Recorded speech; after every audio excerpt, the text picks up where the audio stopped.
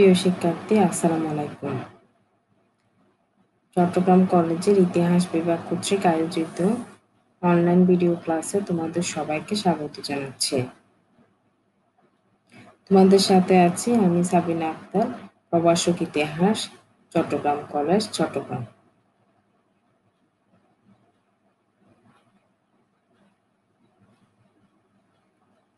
আমরা আজকে আলোচনা করব অনার্স তৃতীয় বর্ষের মার্কিন যুক্তরাষ্ট্রের ইতিহাস 1776 থেকে 1860।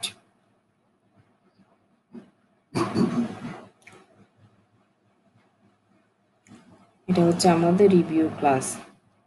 1776 থেকে 1860 এই কোর্সের প্রায় সবগুলা ক্লাসে আমরা সমাপ্ত করেছি। কলেজ চলাকালীন সময়ে আমাদের ক্লাস শেষ হয়েছিল প্রথম এবং দ্বিতীয় অধ্যায় আমেরিকার স্বাধীনতা সংগ্রাম পর্যন্ত। অনলাইনে প্রায় আমরা সবগুলা ক্লাসই সমাপ্ত করেছি, যার কারণে আমরা প্রথম থেকে আবার রিভিউ ক্লাস হিসেবে সবগুলাই দেওয়ার চেষ্টা করব।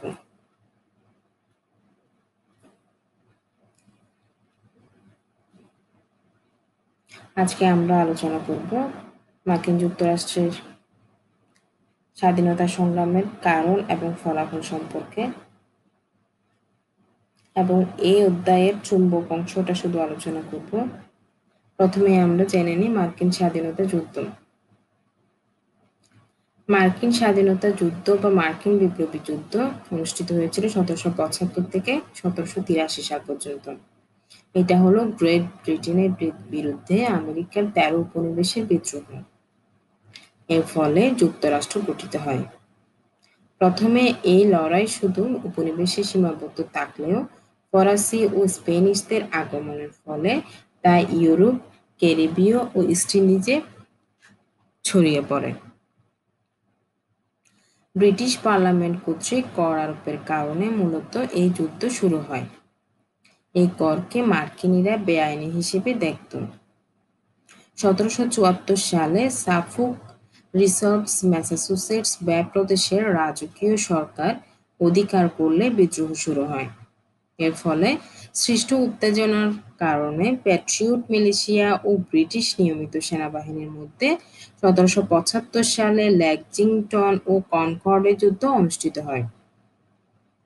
1776 সালের বসন্ত নাগাদ প্যাট্রিয়টরা 13টি উপনিবেশে পূর্ণ নিয়ন্ত্রণ অর্জন করে এবং 1776 সালের 4 জুন কন্টিনেন্টাল কংগ্রেস স্বাধীনতা ঘোষণা করে।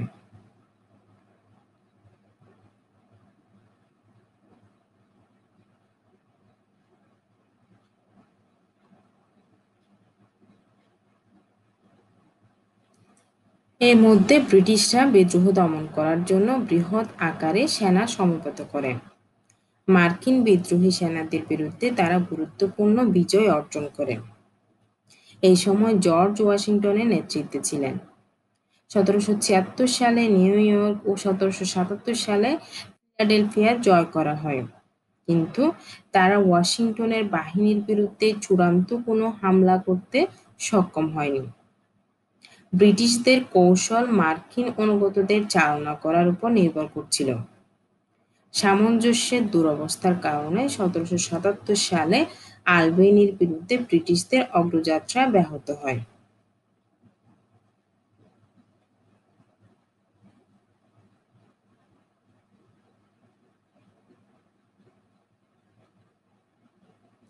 ফ্রান্স, স্পেন ও ডাচ প্রজাতন্ত্র 1776 সালের শুরুতে গোপনে বিপ্লবীদেরকে রসদ ও অস্ত্র সরবরাহ করতে থাকে।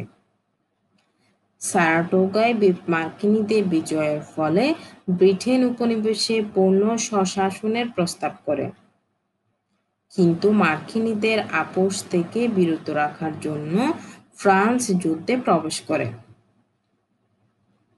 1779 সালে তাদের মিত্র স্পেনও এতে যোগ দেয়। ফ্রান্স ও স্পেনের যোগদান বিজয় সূচক ছিল। তারা স্থল ও নৌক্ষেত্রে মার্কিনীদের সহায়তা দেয় এবং ব্রিটিশদেরকে উত্তর আমেরিকা থেকে হটিয়ে দেয়।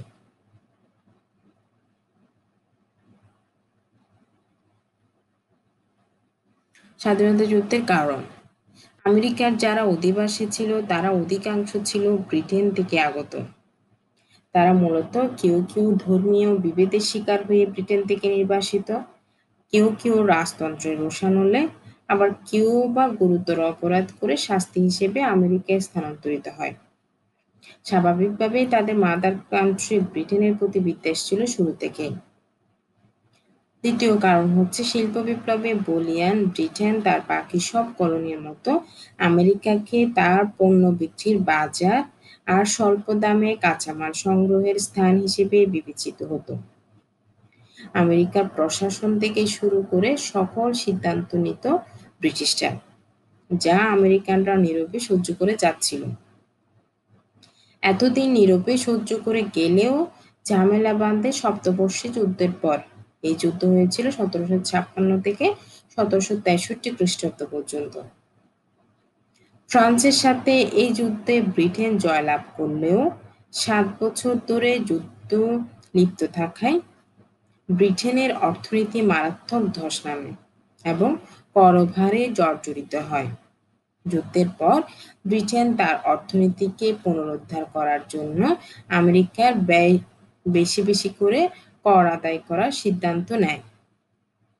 তাছাড়া ব্রিটিশরা কিছু অ্যাক্ট পাশ করে যা আমেরিকানদের আরও ক্ষুব্ধ করে তোলে: navigation act, sugar act, stamp act, সেরকম কয়েকটি অ্যাক্ট।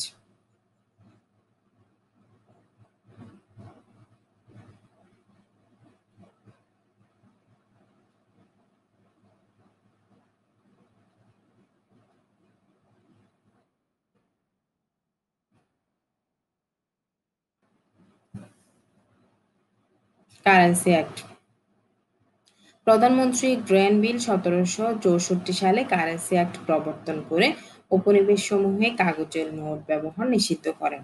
ফলে ব্যবসা বাণিজ্যে স্থবিরতা সৃষ্টি হয় এবং উপনিবেশবাসীর মধ্যে তীব্র ক্ষোভের সৃষ্টি হয়। কোয়ার্টারিং অ্যাক্ট: উপনিবেশসমূহের নিরাপত্তার জন্য সেখানে ইংল্যান্ডের সেনাবাহিনী মোতায়েন করা হয়েছিল। মোতায়েনকৃত এই সেনাবাহিনীর ব্যয় নির্বাহের জন্য প্রধানমন্ত্রী গ্র্যানভিল ১৭৬৫ খ্রিস্টাব্দে কোয়ার্টারিং অ্যাক্ট পাশ করেন। এই আইনে বলা হয় যে উপনিবেশসমূহে মোতায়েনকৃত সেনাবাহিনীর ব্যয় উপনিবেশবাসীকেই বহন করতে হবে। এই আইনের বিরুদ্ধে উপনিবেশবাসীরা প্রচণ্ড বিক্ষোভে ফেটে পড়ে। সুগার অ্যাক্ট: উপনিবেশসমূহে গুড় বা চিনির চাহিদা ছিল ব্যাপক। এই চাহিদা মেটাতে উপনিবেশের ব্যবসায়ীগণ ফ্রান্স এবং স্পেন অধিকৃত ওয়েস্ট ইন্ডিজ হতে সস্তা দরে ও লাভজনকভাবে চিনি বা গুড় আমদানি করত। কিন্তু একমাত্র ব্রিটিশ ব্যবসায়ীদের নিকট হতে আমেরিকার ব্যবসায়ীরা যাতে এই গুড় বা চিনি ক্রয় করে, সেজন্য ব্রিটিশ মন্ত্রী ওয়ালপোল ১৭৩৩ সালে মোলাসেস অ্যাক্ট প্রবর্তন করে ওয়েস্ট ইন্ডিজ হতে আমদানিকৃত গুড়ের উপর শুল্ক ধার্য করেছিলেন। অথচ এইসব স্থান হতে গুড় বা চিনি আমদানি করা ছিল বেশ লাভজনক ও সাশ্রয়ী। ফলে নিউ ইংল্যান্ডের মদের কারখানাগুলি ক্ষতিগ্রস্ত হয় এবং ব্যবসায়ী সহ উপনিবেশের জনগণের মধ্যে ব্রিটিশ বিরোধী মনোভাব তীব্র হয়ে ওঠে।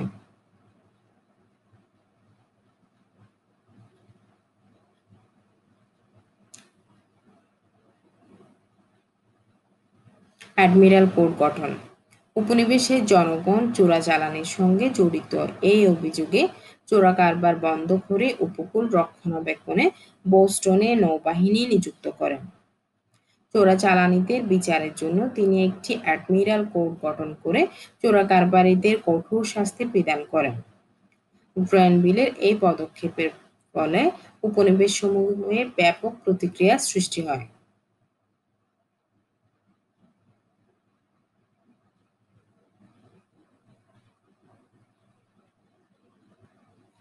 রাজপ্রতিনিধি ও স্থানীয় পরিষদের দ্বন্দ্ব: আমেরিকার ১৩টি উপনিবেশের প্রতিটিতে ইংল্যান্ডের রাজা বা রানী কর্তৃক তিনি শাসনকার্য পরিচালনা করতেন নির্বাচিত একটি স্থানীয় পরিষদের সাহায্যে।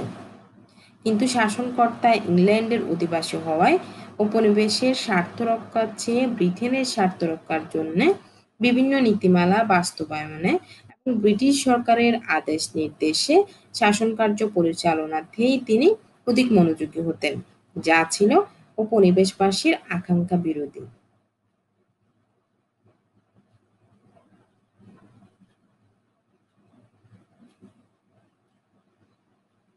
ইংল্যান্ডের পার্লামেন্টে উপনিবেশের প্রতিনিধি না থাকা। ব্রিটিশ পার্লামেন্টে তৎকালে উপনিবেশ হতে কোনো প্রতিনিধি থাকার সুযোগ ছিল না। তাই উপনিবেশ সমূহের দীর্ঘদিনের দাবি ছিল তাদের পক্ষে কথা বলার জন্য ব্রিটিশ পার্লামেন্টে উপনিবেশ সমূহ হতে প্রতিনিধি গ্রহণ করা হোক।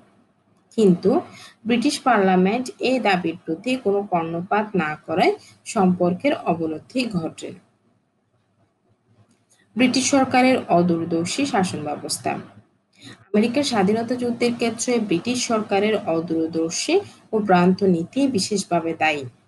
রাজা তৃতীয় জর্জ এবং প্রধানমন্ত্রী জর্জ গ্র্যানভিলের ভ্রান্ত দৃষ্টিভঙ্গিকে এক্ষেত্রে দায়ী করা হয়ে থাকে।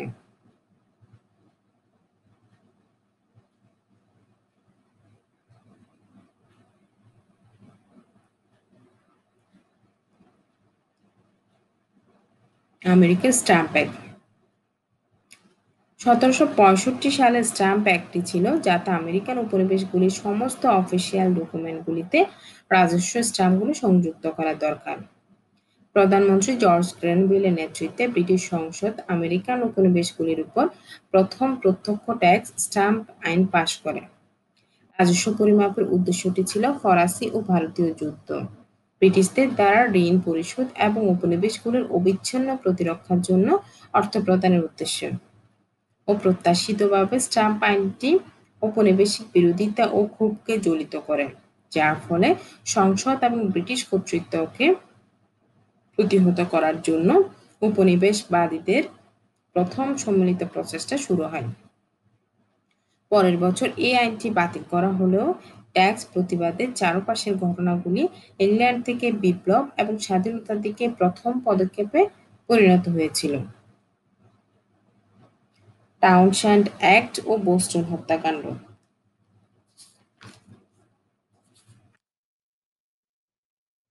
আমেরিকার স্বাধীনতা যুদ্ধের অন্যতম গুরুত্বপূর্ণ কারণ হচ্ছে ব্রিটিশ রাজস্ব মন্ত্রী চার্লস টাউনশেন্ড কর্তৃক প্রবর্তিত টাউনশেন্ড অ্যাক্ট।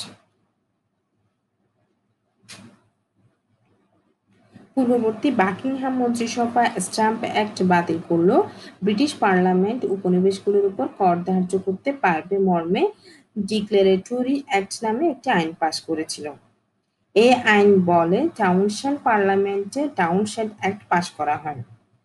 উল্লেখ্য, বাকিংহাম মন্ত্রিসভার পতনের পর ব্রিটেনের নতুন মন্ত্রিসভার রাজস্ব মন্ত্রী আর্ল অব চ্যাথাম।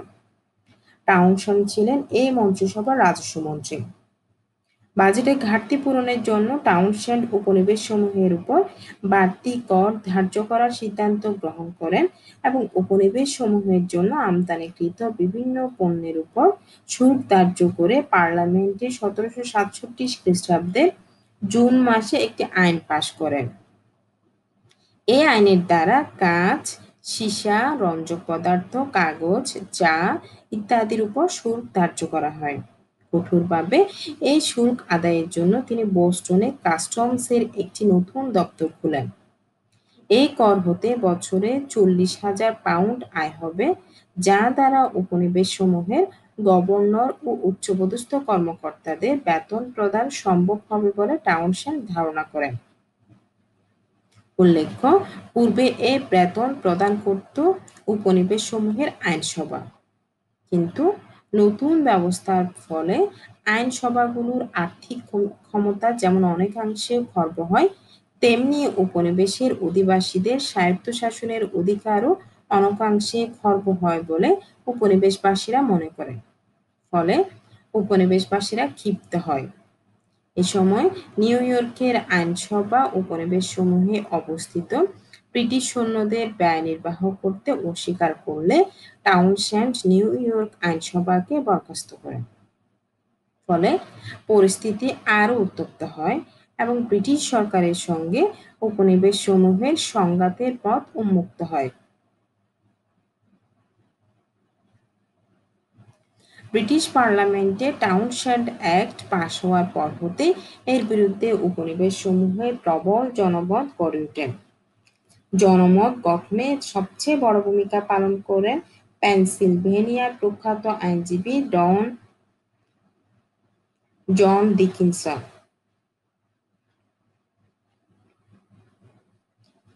তিনি তার রচিত letters from a farmer in Pennsylvania to the inhabitants of the British colonies পত্রগুচ্ছের মাধ্যমে আমেরিকা ব্রিটেন বিরোধের বিস্তারিত বিবরণ উপনিবেশবাসীর সামনে তুলে ধরে মতামত প্রকাশ করেন যে ব্রিটিশ পার্লামেন্ট উপনিবেশসমূহের ব্যবসা বাণিজ্য নিয়ন্ত্রণ করার ক্ষমতা ভোগ করলেও উপনিবেশগুলোর উপর কোনরূপ কর ধার্যের ক্ষমতা ব্রিটিশ পার্লামেন্টের নেই। ডিকিনসনের প্রচারণায় উজ্জীবিত হয়ে আমেরিকার বাণিজ্য সংস্থাগুলো ব্রিটিশ পণ্যদ্রব্য আমদানি বন্ধ করার জন্য চুক্তিবদ্ধ হয় এবং কেউ আমদানি করলে তাকে বয়কট করার সিদ্ধান্ত গ্রহণ করে। 1769 সাল নাগাদ আমেরিকার সঙ্গে ব্রিটেনের বাণিজ্য হ্রাস পায় 7 লক্ষ পাউন্ড। সন্স অফ লিবার্টি এর বন্ধ সদস্যদের নেতৃত্বে বোস্টন বন্দরের জনগণ শুল্ক বিভাগের কর্মকর্তাদের শুল্ক আদায়ে বাধা সৃষ্টি করে এবং স্থানীয় ব্যবসায়ীদেরকে শুল্ক কর্মকর্তাদের হাত হতে রক্ষা করতে আরম্ভ করে। এই অবস্থায় 1768 খ্রিস্টাব্দে সরকার বোস্টন বন্দরে ব্রিটিশ সৈন্যের 2টি রেজিমেন্ট মোতায়েন করে। ব্রিটিশ সৈন্যদের উপস্থিতিতে স্থানীয় অধিবাসীরা আরও বেশি ক্ষিপ্ত হয়ে ওঠে। স্থানীয় অধিবাসীদের দ্বারা নানাভাবে উত্ত্যক্ত হয়ে সৈন্যগণ 1770 সালের 5 মার্চ জনতার উপর গুলি ছুড়লে 5 জন মারা যায় এবং বেশ কয়েকজন আহত হয়। এই ঘটনা বোস্টন হত্যাকাণ্ড নামে পরিচিত। বোস্টন হত্যাকাণ্ড উপনিবেশসমূহকে ব্রিটিশ সরকারের বিরুদ্ধে বিদ্রোহে ইন্ধন যোগায়। এই হত্যাকাণ্ডকে কেন্দ্র করে ব্রিটিশ বিরোধী বিক্ষোভ গড়ে তুলতে সবচেয়ে গুরুত্বপূর্ণ ভূমিকা পালন করেন ম্যাসাচুসেটসের স্যামুয়েল অ্যাডামস। জনগণকে উপনিবেশসমূহের অভাব অভিযোগ সম্পর্কে অবহিত করতে এবং অন্যান্য উপনিবেশের সঙ্গে যোগাযোগ রক্ষা করতে তিনি 1772 সালে একটি পত্র যোগাযোগ কমিটি গঠন করেছিলেন। এভাবে উপনিবেশসমূহ ক্রমেই সংগঠিত হতে থাকে। উল্লেখ্য, টাউনশেন্ডের ধার্যকৃত কর 3 বছর পর্যন্ত প্রচলিত ছিল। Boston tea party. বোস্টন হত্যাকাণ্ডের পর ব্রিটিশ বিরোধী মনোভাব যখন তীব্র, ঠিক সেই সময় ব্রিটিশ সরকার টি অ্যাক্ট 1773 নামে একটি নতুন আইন পাশ করেন, যা উপনিবেশবাসীকে প্রচণ্ডভাবে বিক্ষুব্ধ করে। ব্রিটিশ ইস্ট ইন্ডিয়া কোম্পানির গুদামে 1773 সালে প্রচুর পরিমাণে চা মজুদ ছিল। ইংল্যান্ডে এই চা সময়মতো বিক্রি না হওয়ায় কোম্পানি আর্থিক দিক দিয়ে ব্যাপকভাবে ক্ষতিগ্রস্ত হয়। এ অবস্থায় কোম্পানিকে রক্ষা করার জন্য লর্ড নর্থের নেতৃত্বাধীন ব্রিটিশ সরকার 1773 সালে সংসদে চা আইন পাশ করেন।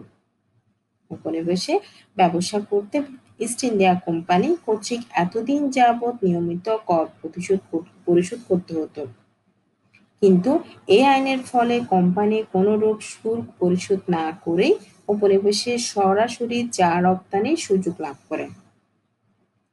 ফলে উপনিবেশের আমেরিকান ব্যবসায়ীগণের পক্ষে ইস্ট ইন্ডিয়া কোম্পানির সঙ্গে ব্যবসায়িক প্রতিযোগিতায় টিকতে না পারায় এবং অর্থনৈতিকভাবে ব্যাপক ক্ষতিগ্রস্ত হওয়ার সম্ভাবনা দেখা দেয়।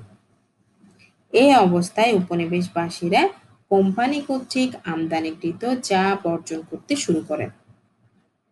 নারী শ্রমিকেরা এই আন্দোলনে গুরুত্বপূর্ণ ভূমিকা পালন করে। অন্যদিকে ইস্ট ইন্ডিয়া কোম্পানি তাদের আমদানিকৃত চা রাতে জাহাজ থেকে উপনিবেশের বন্দরে নামাতে না পারে, সেজন্য উপনিবেশের আমেরিকান ব্যবসায়ীদের একাংশ তৎপর হয়। তারা ফিলাডেলফিয়া ও নিউ ইয়র্ক বন্দরে কোম্পানির জাহাজ থেকে চা খালাস বন্ধ রাখে। তবে বোস্টনে নোঙরকৃত 3টি জাহাজকে পোতাশ্রয় হতে ফিরিয়ে দিতে ব্যর্থ হয়ে একদল উপনিবেশবাসী 1773 সালে 13ই ডিসেম্বর রয়্যাল ইন্ডিয়ানদের ছদ্মবেশে জাহাজে উঠে জাহাজের চায়ের পেটিগুলো সমুদ্রে নিক্ষেপ করে। আমেরিকার ইতিহাসে এই ঘটনা বোস্টন টি পার্টি নামে পরিচিত। এই ঘটনা নিজস্ব ব্যবসায়িক স্বার্থে আমেরিকান ব্যবসায়ীদের একটি প্রতিহিংসামূলক কাজ বলে স্বীকৃত। অন্যান্য বন্দরেও প্রায় একই ঘটনা ঘটতে থাকে। সমুদ্রের পানিতে ইস্ট ইন্ডিয়া কোম্পানির চা ফেলে দেওয়ার উপযুক্ত ঘটনাকে ব্রিটিশ সরকার দস্যুতা হিসেবে আখ্যায়িত করে এবং উপনিবেশ সমূহকে শায়েস্তা করতে 1774 সালে ইনটলারেবল অ্যাক্ট নামে একটি দমন আইন পাশ করে কয়েকটি পদক্ষেপ গ্রহণ করা হয়। যেমন বোস্টন বন্দর বন্ধ করে দেওয়া হয়, ম্যাসাচুসেটসের স্বায়ত্তশাসিত সরকারের ক্ষমতা ছাঁটাই করা হয়, অভিযুক্ত ব্রিটিশ কর্মকর্তাদের ইংল্যান্ড কিংবা অন্য কোনো উপনিবেশে বিচার করার উদ্যোগ নেওয়া হয়, বোস্টন বন্দরে 4 রেজিমেন্ট সৈন্য মোতায়েন সহ উপনিবেশ সমূহে ব্রিটিশ সৈন্য মোতায়েন করার উদ্যোগ নেওয়া হয়।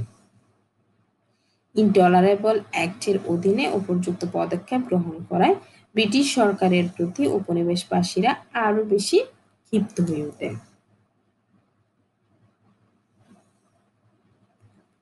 ব্রিটিশ সরকার ঠিক করে এই আমেরিকান উপনিবেশগুলোকে তাদের কাঁচামালের উৎস ও ইংল্যান্ডের কলকারখানায় তৈরি পণ্যের বাজার এই দুইভাবেই ব্যবহার করবে।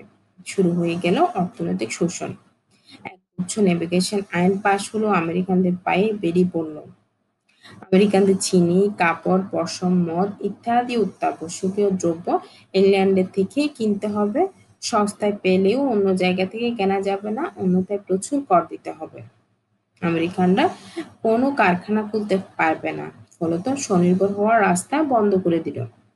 তাদের উৎপাদিত কাঁচামাল যেমন তামাক, চামড়া, খনিজ ইত্যাদি বেশি দাম পেলেও অন্য জায়গায় বিক্রি করতে পারবে না, ব্রিটিশ সরকারকে বিক্রি করতে হবে। এভাবে অর্থনৈতিক নিপীড়নের জাতাকলে পেশায় হতে থাকে আমেরিকান স্বাধীন চেতনা ও মূল্যবোধ।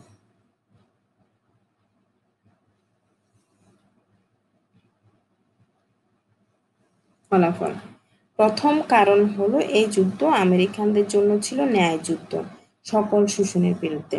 তারা ব্রিটিশ নাগপাশ থেকে বের হওয়ার জন্য সর্বাত্মকভাবে যুদ্ধ চালিয়ে যায়। দ্বিতীয়ত, আমাদের যেমন ভারত সাহায্য করে তেমনি আমেরিকাকে রাজনৈতিক স্বার্থে ব্রিটিশদের শত্রু ফ্রান্স, স্পেন, হল্যান্ড আমেরিকাকে গোপনে সৈন্য ও রসদ দিয়ে সাহায্য করে। তৃতীয়ত, ব্রিটেন ছিল আমেরিকা থেকে 3000 মাইল দূরে, ফলে জাহাজ দিয়ে সঠিক সময়ে সৈন্য, রসদ ও সিদ্ধান্ত আমেরিকায় পৌঁছতে পারেনি। চতুর্থত, যুদ্ধ হয় আমেরিকার জঙ্গলে, যেখানে আমেরিকানরা ছিল চিরপরিচিত, আর ব্রিটিশরা এই পরিবেশে যুদ্ধ করে অভ্যস্ত নয়, ফলে গেরিলা আক্রমণে ব্রিটিশরা দিশা হারিয়ে ফেলে। সর্বশেষ হলো ব্রিটিশদের অযোগ্য নেতৃত্ব। তৃতীয় জর্জের অযোগ্য নেতৃত্ব আমেরিকানদের সহজ করে দেয় যুদ্ধে জিততে।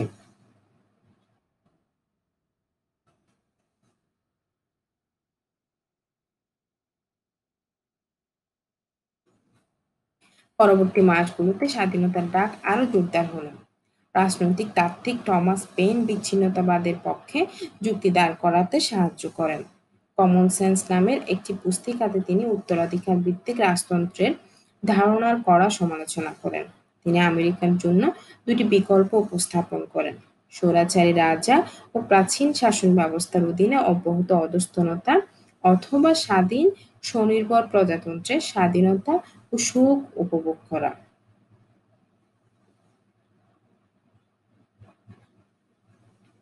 প্রতি বছর 4 জুলাই স্বাধীনতা দিবস হিসেবে পালন করা আমেরিকানরা। কিন্তু কেন 4 জুলাই স্বাধীনতা দিবস? 2 জুলাইয়ে লেখা হয় আমেরিকার স্বাধীনতার ঘোষণাপত্র প্রথম খসড়া।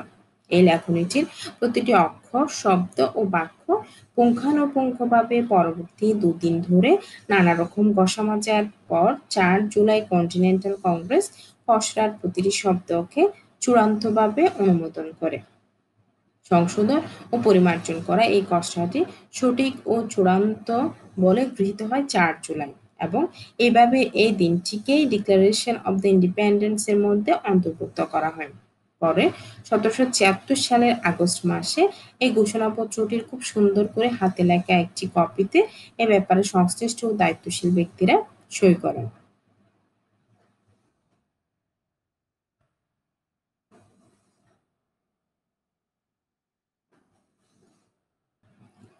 এই দলিলটি এখন ওয়াশিংটন ডিসির জাতীয় সংরক্ষণশালায় প্রদর্শনের জন্য রাখা হয়েছে। এই 4 জুলাইতে ফিলাডেলফিয়ার জন ড্যানলপ সাহেব ডিক্লেয়ার অব ইন্ডিপেন্ডেন্স ঘোষণাপত্রটি প্রথমবারের মতো তার ড্যানলপ ব্রডসাইডে ছাপান। ব্রডসাইড হলো খবরের কাগজের মতো চওড়া একটি কাগজ যা এক পৃষ্ঠায় ছাপা হয়, অন্য পৃষ্ঠা খালি থাকে যাতে এটাকে দেয়াল, বেড়া বা অন্য কোনো জায়গায় সটকানো বা জোড়া লাগানো বা পেস্ট করা যায়। এই অরিজিনাল প্রিন্টেড কপির একটা তখনকার দিনের সব ১৩টি স্টেটে পাঠানো হয় যাতে তারা সবাই ঘোষণাপত্রের পুরো কথাগুলো সরাসরি জানতে পারে। এসব কারণে ৪ জুলাই স্বাধীনতা দিবস হিসেবে পালন করে মার্কিনিরা।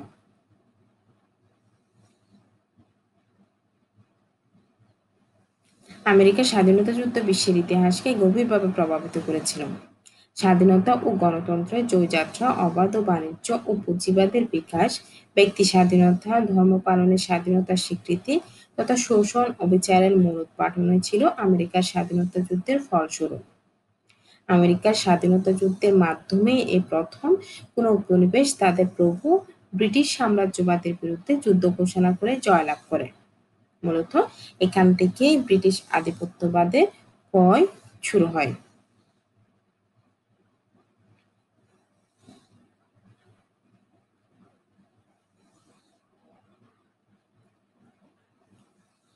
প্রিয় শিক্ষার্থী,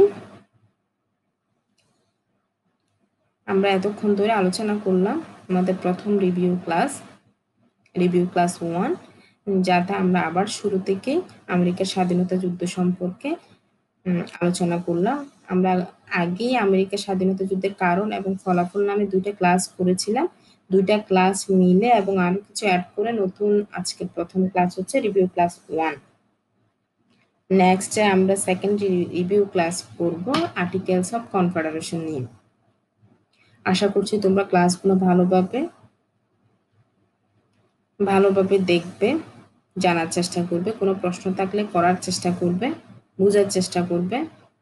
তোমাদের উত্তরোত্তর সমৃদ্ধি কামনা করছি, সুস্থতা কামনা করছি। নেক্সট ক্লাস পর্যন্ত তোমরা সবাই ভালো থাকো। সবাইকে এতক্ষণ ধরে ধৈর্য ধরে আমার ক্লাস শোনার জন্য অসংখ্য ধন্যবাদ। আসসালাম।